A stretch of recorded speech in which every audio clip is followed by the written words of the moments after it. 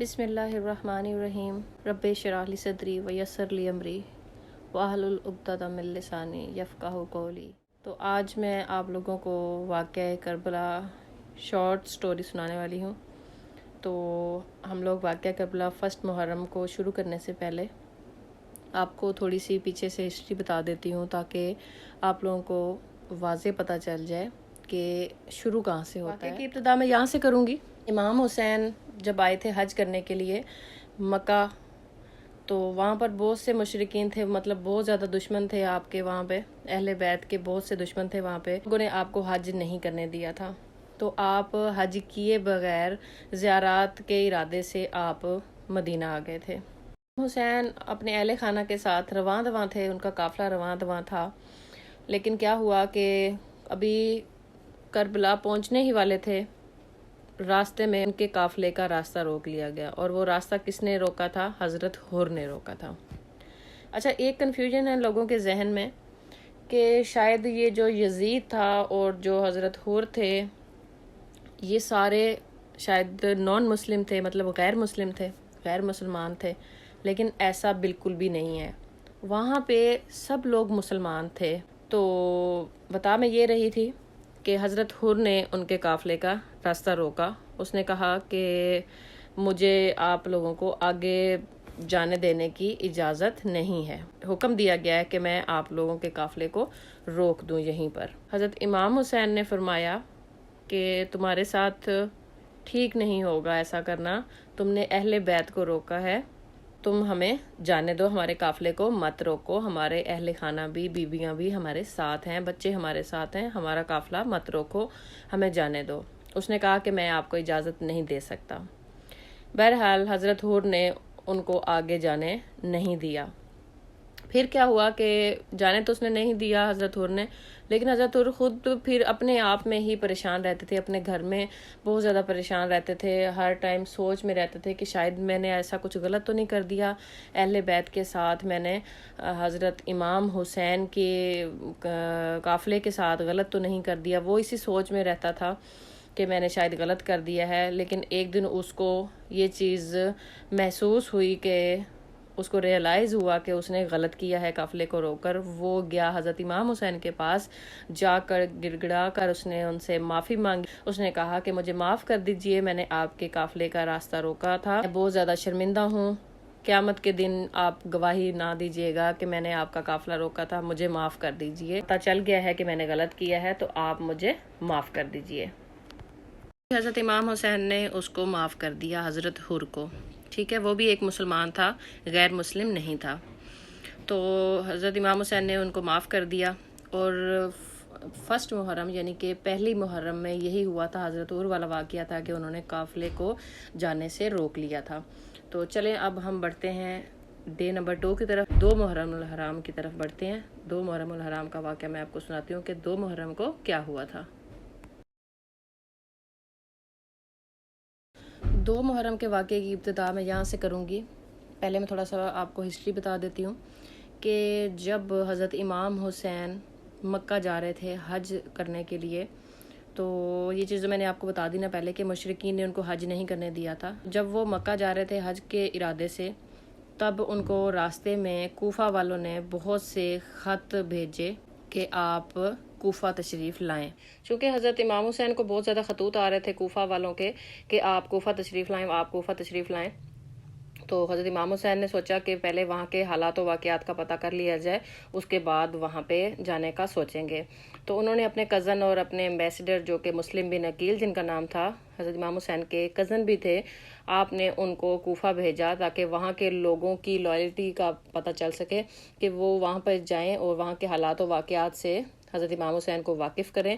تو اگر وہاں کے حالات و واقعات اس طرح ہوں گے کہ وہاں پہ جانا مناسب ہوگا تو حضرت امام حسین وہاں پہ تشریف لے جائیں گے۔ انہوں نے حضرت مسلم بن عقیل کو وہاں پہ بھیجا۔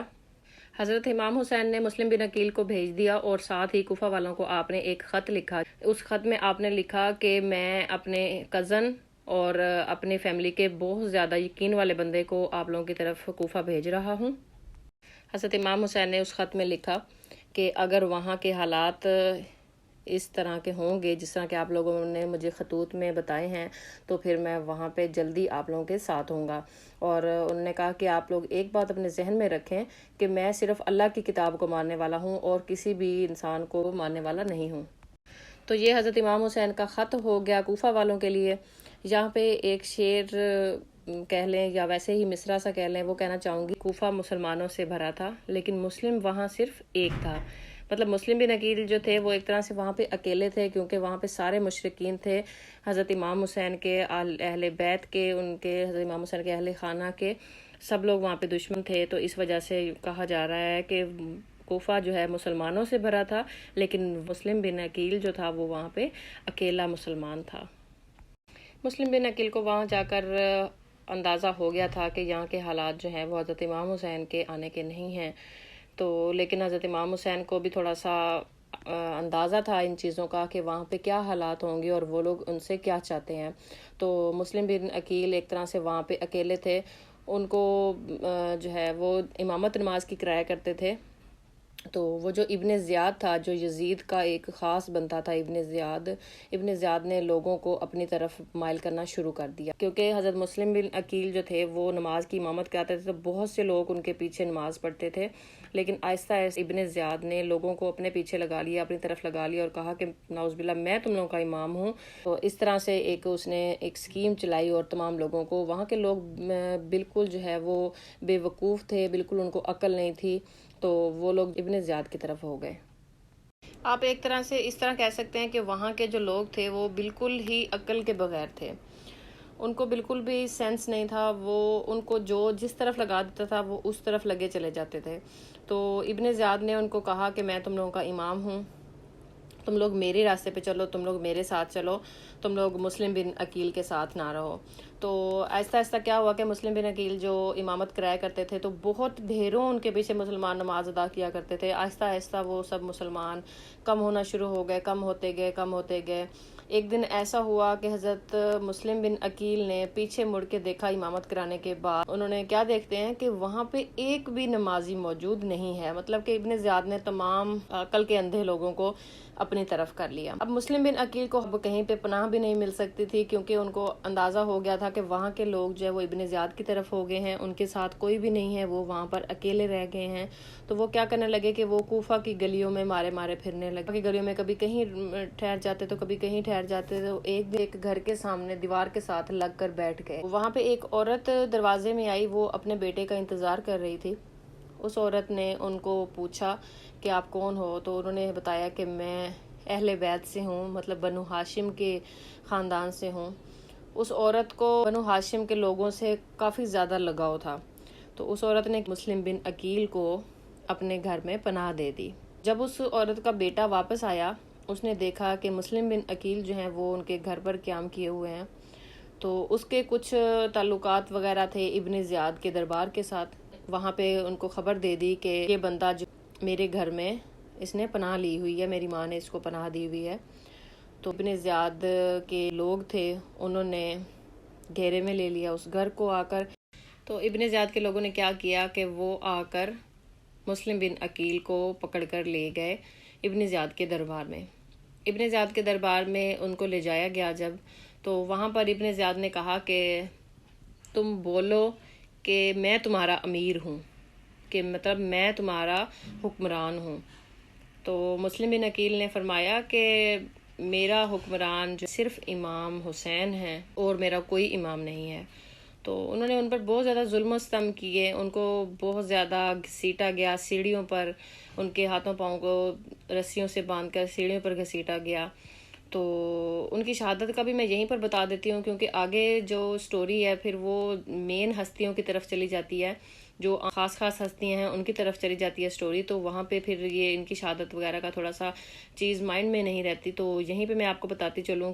تو ان ظالموں نے ابن زیاد کے لوگوں پر بہت زیادہ ظلم و ستم کیے، اور ان کو جو ہے وہ ٹانگوں اور بازوں سے رسیوں کے ساتھ باندھ کر گھسیٹ کر سیڑھیوں کے اوپر سے بری طرح سے گھسیٹ کر ان کو دربار کی چھت پر لے جایا گیا۔ دربار کی چھت پر لے گئے جب، تو تب آپ بہت بری طرح زخمی ہو چکے تھے، اور دربار کی چھت پر لے جا کر انہوں نے کیا کیا کہ آپ کا ایک تیز دھار تلوار کے ساتھ آپ کا سر قلم کر دیا، اور سر قلم کرنے کے بعد آپ کے سر کو اور آپ کے دھڑ کو دونوں کو باری باری دربار کی چھت سے نیچے پھینک دیا، اور اس طرح سے ان کی شہادت ہو گئی حضرت مسلم بن عقیل کی۔ حضرت امام حسین کو جب پتہ چلا، ان کو تھوڑا سا اندازہ تھا کوفہ کے حالات واقعات کا، ان کو اپنے کزن اور اپنے ایمبیسڈر کی جب شہادت کا پتہ چلا، وہ بہت زیادہ افسردہ ہوئے۔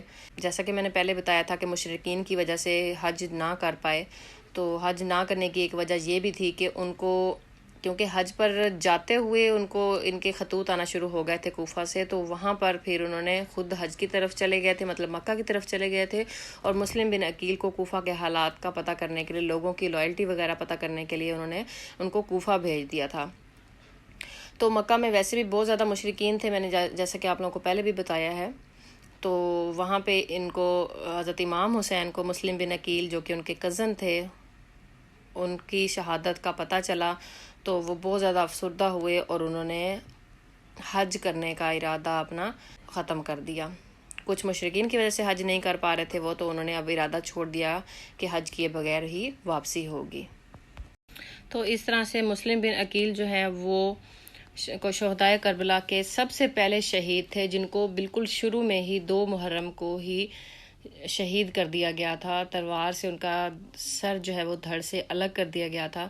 تو مسلم بن عقیل جو ہیں وہ سب سے پہلے شہید ہیں واقعہ کربلا میں، شہدائے کربلا میں سے سب سے پہلے شہید جو ہیں وہ مسلم بن عقیل ہیں۔ تو چلیں جی، 2 محرم کا واقعہ جو ہے، اس کی سٹوری جو ہے وہ یہیں پہ اختتام کرتے ہیں۔ اس کے بعد میں آپ سے ملوں گی نیکسٹ ویڈیو میں 3 محرم اور 4 محرم کے واقعے کے ساتھ۔ تب تک رکھیے گا اپنا ڈھیر سارا خیال، دعا میں یاد رکھیے گا، اپنا خیال رکھیے گا، چینل کو سبسکرائب کر دیجیے۔ میں آپ سے ملوں گی نیکسٹ ویڈیو میں۔ اللہ حافظ۔